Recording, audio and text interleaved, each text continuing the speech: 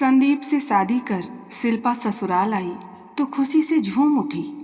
यहाँ उसका इतना अच्छा स्वागत होगा, इसकी उसने कल्पना भी नहीं की थी। सुबह 8 बजे से शाम 4 बजे तक ससुराल में रस्में चलती रही। इसके बाद वो कमरे में आराम करने लगी। शाम करीब 5 बजे कमरे में संदीप आया और शिल्पा से बोला, मेरा एक दोस्त बहुत दिनों से कैंसर से जूझ रहा था। उसके घर वालों ने फ़ोन पर अभी मुझे बताया है कि उसका निधन हो गया है, इसलिए मुझे उसके घर जाना होगा। शिल्पा का ससुराल में पहला दिन था, इसलिए उसने पति को रोकने की बहुत कोशिश की, लेकिन संदीप उसे यह समझाकर चला गया, तुम टेंशन मत लो, देर रात तक वापस आ जाऊंगा। संदीप के जाने के बाद उसकी छोटी चचेरी बहन तनु शिल्पा के पास आ गई और उससे कई घंटे तक इधर उधर की बातें करती रही। रात के 10 बजे शिल्पा को खाना खिलाने के बाद तनु उससे ये कहकर चली गई कि भाभी अब थोड़ी देर आराम से सो लीजिए, भैया आ जाएंगे तो फिर आप सो नहीं पाएंगी। ननंद तनु के जाने के बाद शिल्पा अपने सुखद भविष्य की कल्पना करते करते कब सो गई उसे पता ही नहीं चला। शिल्पा अपने माँ पापा की इकलौती बेटी थी। उससे 2 साल छोटा उसका भाई विनय था। वह 12वीं कक्षा में पढ़ता था। उसके पापा की जूते चप्पलों की दुकान थी। ग्रेजुएशन के बाद शिल्पा ने जॉब की तैयारी की तो मात्र 10 महीने बाद ही एक बैंक में उसकी नौकरी लग गई थी। 2-3 साल नौकरी करने के बाद पापा ने संदीप नाम के युवक से उसकी शादी कर दी। संदीप की 2 साल पहले ही रेलवे विभाग में नौकरी लगी थी। उसके पापा रिटायर्ड शिक्षक थे और माँ गृहिणी थी। संदीप से 2 साल छोटा उसका भाई आलोक था, जो इंटर तक पढ़ने के बाद एक प्राइवेट कंपनी में नौकरी करने लगा था। रात के दूसरे पहर शिल्पा गहरी नींद सो रही थी, तभी ननंद तनु उसके कमरे में आई। उसने शिल्पा को झकझोर कर उठाया। तनु रो रही थी। रोते रोते ही वह बोली, भाभी अनर्थ हो गया। संदीप भैया दोस्त के घर से लौट कर आ रहे थे कि रास्ते में उनकी बाइक ट्रक से टकरा गई। घटनास्थल पर उनकी मृत्यु हो गई। पापा को थोड़ी देर पहले ही पुलिस से खबर मिली है। ये खबर सुनते ही शिल्पा के होश उड़ गए। उस समय रात के 3 बज रहे थे। क्या से क्या हो गया था। पति की मौत का शिल्पा को ऐसा गम हुआ कि वह उसी समय बेहोश हो गई। कुछ देर बाद उसे होश आया तो अपने आप को उसने घर के लोगों से घिरा पाया। पड़ोस के लोग भी थे। सभी उसके बारे में तरह तरह की बातें कर रहे थे। कोई डायन कह रहा था, कोई अभागन, तो कोई उसका पूर्व जन्म का पाप बता रहा था। रोने के सिवाय शिल्पा कर ही क्या सकती थी। कुछ घंटे पहले वह सुहागिन थी और कुछ ही देर में वह विधवा हो गई थी। खबर पाकर शिल्पा के पापा भी वहां पहुंच गए थे। अगले दिन पोस्टमार्टम के बाद पुलिस ने संदीप का शव घर वालों को सौंप दिया। 13वीं के बाद शिल्पा मायके जाने की तैयारी कर रही थी कि अचानक सिर चकराया और वह फर्श पर गिरकर बेहोश हो गई। ससुराल वालों ने उठाकर उसे पलंग पर लिटाया। मेहमान भी वहां आ गए। डॉक्टर को बुलाया गया। चेकअप के बाद डॉक्टर ने बताया कि शिल्पा 2 महीने की गर्भवती है, पर वह बेहोश कमजोरी के कारण हुई थी। शिल्पा बहू बनकर अभी अभी इस घर में आई थी, तो 2 महीने की प्रेग्नेंट कैसे हो गई, सोचकर सभी लोग परेशान थे। शिल्पा के पापा भी वहीं थे। वह सकते में आ गए। शिल्पा को होश आया तो सास दहाड़ उठी, बता तेरे पेट में किसका पाप है? जब तू पहले से इधर उधर मुंह मारती फिर रही थी तो मेरे बेटे से शादी क्यों की? शिल्पा कुछ न बोली, पर उसे याद आया कि सगाई के कुछ दिन बाद ही संदीप ने उसे फ़ोन करके मिलने के लिए कहा था। उसने संदीप से मिलने के लिए मना करते हुए कहा, मेरे खानदान की परंपरा है कि सगाई के बाद लड़की अपने होने वाले दूल्हे से शादी के दिन ही मिल सकती है। मम्मी ने आपसे मिलने से मना कर रखा है। संदीप ने उसकी बात नहीं मानी थी। वह हर हाल में उससे मिलने की जिद कर रहा था, तो वह उससे मिलने के लिए राजी हो गई। शाम को छुट्टी हुई तो शिल्पा ने मम्मी को फ़ोन करके झूठ बोल दिया कि आज ऑफिस में बहुत काम है, रात के 9 बजे के बाद ही घर आ पाऊंगी। फिर वो उससे मिलने के लिए एक होटल में चली गई। उस दिन के बाद भी उनके मिलने जुलने का प्रोग्राम चलता रहा। संदीप अपनी कसम दे देकर उसे मिलने के लिए मजबूर कर देता था। वह इतना ज़रूर ध्यान रखती कि घर वालों को ये खबर न लगे। एक दिन संदीप उसे बहला फुसला कर एक होटल में ले गया। कमरे का दरवाज़ा बंद कर उसे बाहों में भरा तो वह उसका इरादा समझ गई। शिल्पा ने शादी से पहले सीमा लांघने से मना किया, लेकिन संदीप नहीं माना। मजबूर होकर उसने आत्मसमर्पण कर दिया। उसकी भूल का परिणाम अगले महीने ही आ गया। टेस्ट करने पर पता चला कि वह गर्भवती हो गई है। संदीप का अंश उसकी कोख में आ चुका था। वह घबरा गई और उसने संदीप से जल्दी शादी करने की बात कही। देखो शिल्पा, सारी तैयारियां हो चुकी हैं। मैरिज हॉल, बैंड वाले, बग्गी आदि सब कुछ तय हो चुके हैं। 1 महीना ही तो बचा है। घर वालों को सच्चाई बता दूंगा तो तुम ही बदनाम होगी। तुम टेंशन मत लो, शादी के बाद मैं सब संभाल लूँगा। सास की दहाड़ से शिल्पा वर्तमान में लौटी। जब सास उसे तरह तरह के ताने देने लगी तो शिल्पा ने आखिर चुप्पी तोड़ दी। उसने सभी के सामने हकीकत बता दी, पर उसका सच किसी ने स्वीकार नहीं किया। सभी ने उसकी मनगढ़ंत कहानी बताई। आखिर अपने सिर बदनामी का इल्ज़ाम लेकर शिल्पा अपने माँ बाप के साथ मायके आ गई। वह समझ नहीं पा रही थी कि अब क्या करे। भविष्य अंधकारमय लग रहा था। होने वाले बच्चे की टेंशन उसे अधिक सता रही थी। 1 हफ्ते बाद शिल्पा जब कुछ नॉर्मल हुई तो मम्मी ने उसे समझाते हुए अबॉर्शन कराकर दूसरी शादी करने की सलाह दी। कुछ सोचकर शिल्पा बोली, मम्मी, गलती मैंने की है तो बच्चे को सज़ा क्यों दूँ? मैंने निर्णय कर लिया है कि मैं बच्चे को जन्म दूंगी, उसके बाद ही भविष्य की चिंता करूंगी। शिल्पा को मायके आए 20-25 दिन हो चुके थे तो अचानक उसका देवर आलोक आया। शिल्पा और उसके माँ पापा चौंक गए। आलोक बोला, मुझे भरोसा है कि तुम बदचलन नहीं हो। तुम्हारे पेट में मेरे भाई का अंश है। जब तुम यह बात समझ रहे थे तो उस दिन अपना मुंह क्यों बंद कर लिया था, जब सभी मुझे बदचलन बता रहे थे? शिल्पा ने गुस्से में कहा। उस दिन मैं तुम्हारे भविष्य को लेकर परेशान हो गया था, फिर यह निर्णय नहीं कर पाया था कि क्या करना चाहिए। आलोक बोला। शिल्पा अपने गुस्से पर काबू करते हुए बोली, आप क्या चाहते हो? मैं तुमसे शादी करके तुम्हारा भविष्य संवारना चाहता हूँ। तुम्हारे होने वाले बच्चे को अपना नाम देना चाहता हूँ। इसके लिए मैंने अपने माँ पिताजी को राजी कर लिया है। दफ्तर और मोहल्ले में वह बुरी तरह बदनाम हो चुकी थी। सभी उसे दुष्चरित समझते थे। ऐसी स्थिति में आसानी से किसी दूसरी जगह उसका विवाह होने वाला नहीं था। इसलिए आत्ममंथन के बाद वह उससे शादी करने के लिए तैयार हो गई।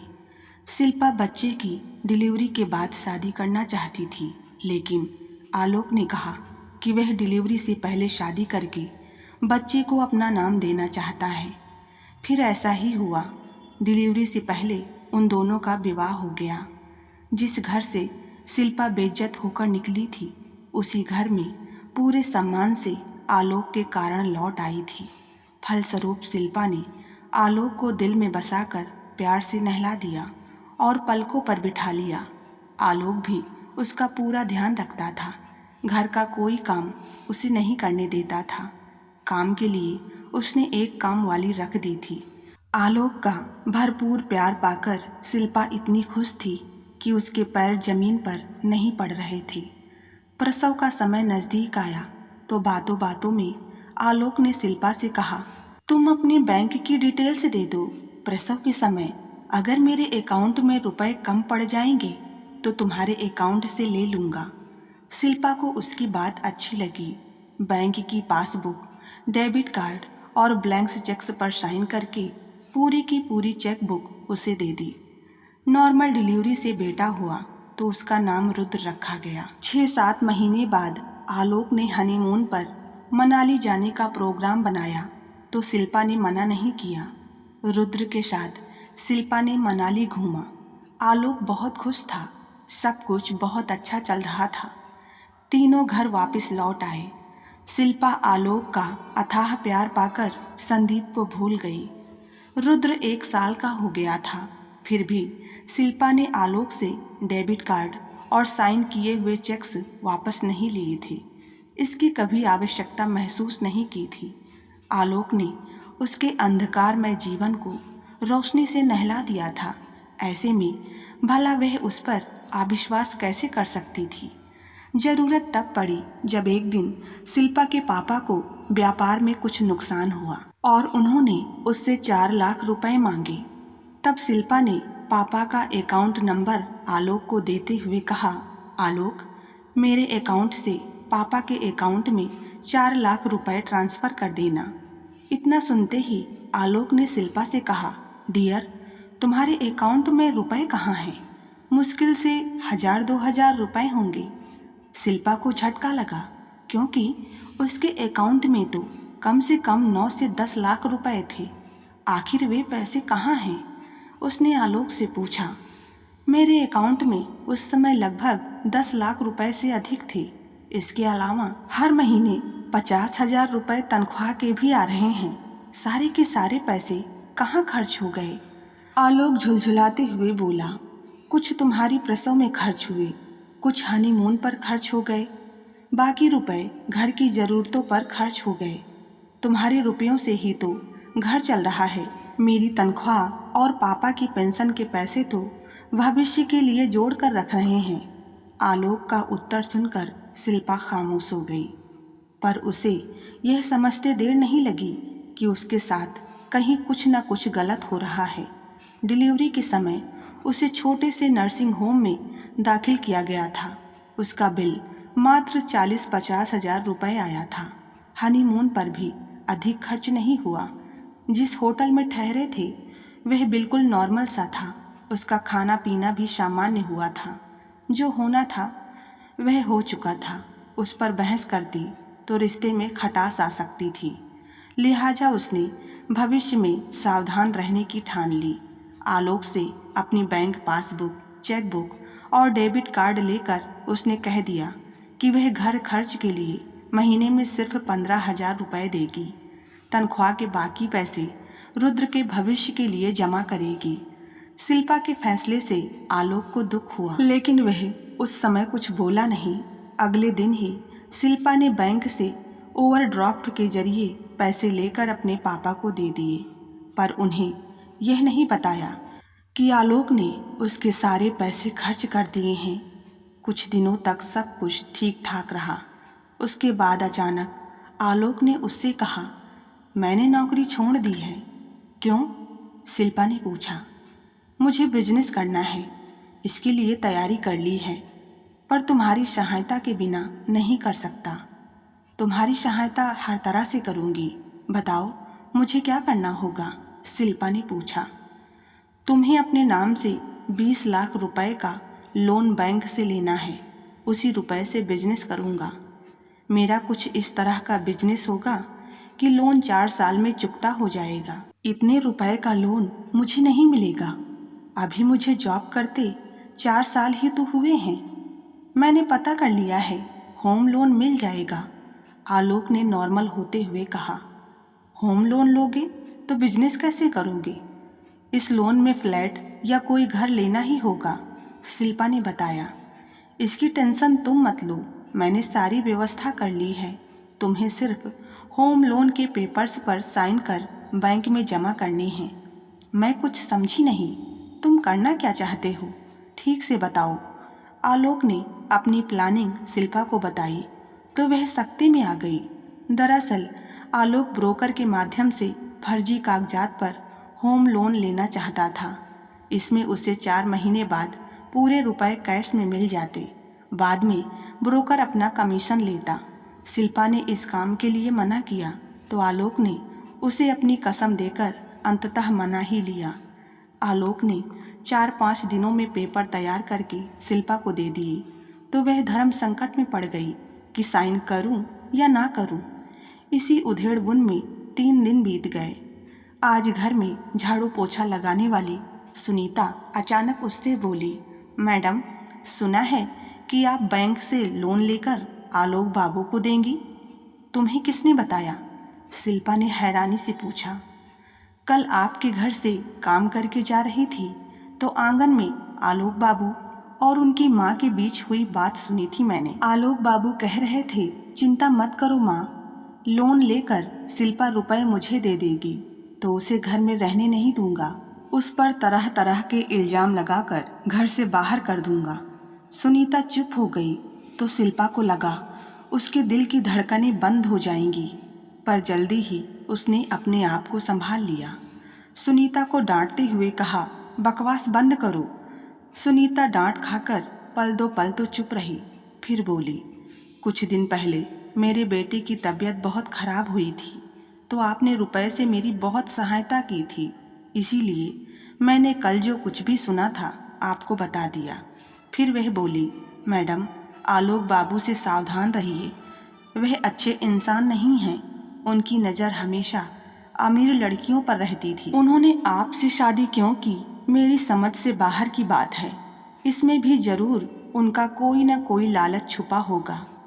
शक घर कर गया तो शिल्पा ने अपने ममेरे भाई कुमार से आलोक की सच्चाई पता लगाने का फैसला किया। कुमार पुलिस में था। कुमार ने 10 दिन में ही आलोक की जन्म कुंडली खंगाल कर शिल्पा के सामने रख दी। पता चला कि आलोक आवारा किस्म का था। प्राइवेट जॉब से वह जो कुछ कमाता था अपने कपड़ों और शौक पर खर्च कर देता था। वह आकर्षक तो था ही, खुद को ग्रेजुएट बताता था। अमीर घर की लड़कियों को अपने जाल में फांस कर उनसे पैसे ऐंठना वह अच्छी तरह से जानता था। शिल्पा को यह भी पता चल चुका था कि उनसे 20 लाख रुपए ऐंठने का प्लान आलोक ने अपनी माँ के साथ मिलकर बनाया था। माँ ऐसी लालची थी कि पैसों के लिए कुछ भी कर सकती थी। उसने आलोक को शिल्पा से विवाह करने की इजाज़त इसलिए दी थी क्योंकि आलोक ने उसे 2 लाख रुपए देने का वादा किया था। शादी के 1 साल बाद आलोक ने अपना वादा पूरा भी कर दिया था। आलोक पर शिल्पा से किसी भी तरह से रुपए लेने का जुनून सवार था। रुपए के लिए वह उसके साथ कुछ भी कर सकता था। आलोक की हकीकत पता लगने पर शिल्पा को अपना वजूद खत्म होता सा लगा। अस्तित्व बचाने के लिए कड़ा फैसला लेते हुए शिल्पा ने आलोक को कह दिया कि वह बैंक से किसी भी तरह का लोन नहीं लेगी। आलोक को बहुत गुस्सा आया, पर कुछ सोचकर अपने आप को काबू में कर लिया। उसने सिर्फ इतना कहा, मुझे तुमसे ऐसी आशा नहीं थी। कुछ दिन खामोशी से बीत गए। आलोक और उसकी माँ ने शिल्पा से बात करना बंद कर दिया। शिल्पा को लग रहा था कि दोनों के बीच कोई ना कोई खिचड़ी पक रही है, पर क्या समझ नहीं पा रही थी। शिल्पा को लगा कि उसे कुछ दिन की छुट्टी लेकर घर पर ही रुकना चाहिए ताकि इनके असली मंसूबों को जान सके। शिल्पा ने तबीयत खराब का बहाना बनाकर ऑफिस से छुट्टी ले ली। घर पर सास और आलोक पर शिल्पा की पैनी नज़र थी। शिल्पा दोपहर में रुद्र को लेकर लेटी थी। कूलर चलने के कारण बाहर की आवाज़ अंदर नहीं आ रही थी। रुद्र के सोने के बाद वो चुपके से निकलकर किचन में आ गई। सास के कमरे से आवाज़ आ रही थी। सास आलोक से कह रही थी, शिल्पा को कब घर से निकालोगी? उसने तो लोन लेने से भी मना कर दिया है, फिर उसे बर्दाश्त क्यों कर रहे हो? उससे तो 20 लाख लेकर ही रहूँगा माँ, आलोक ने कहा। पर कैसे? मैं उसको जान से मार दूंगा। उसकी माँ चौंक गई। मतलब?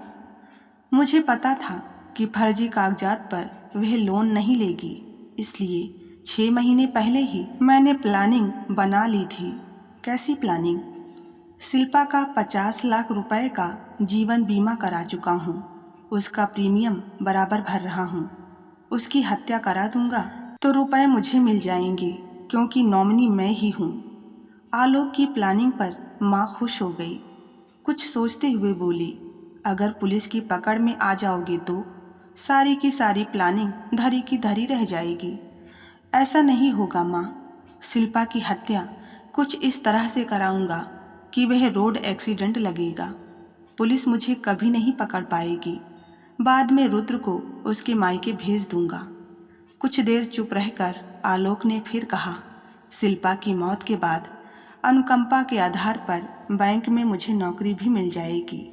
फिर किसी अमीर लड़की से शादी करने में कोई परेशानी नहीं होगी। शिल्पा ने दोनों की बात मोबाइल में रिकॉर्ड कर ली। माँ बेटे के षड्यंत्र का पता चल गया था। अब उसका वहाँ रहना खतरे से खाली नहीं था। इसलिए शाम को वह बेटे को लेकर किसी बहाने से मायके चली गई। सारा घटनाक्रम माँ पापा को बताया तो उन्होंने आलोक से तलाक लेने की सलाह दी। शिल्पा आलोक को सिर्फ तलाक देकर नहीं छोड़ना चाहती थी, बल्कि वो उसे जेल की हवा खिलाना चाहती थी।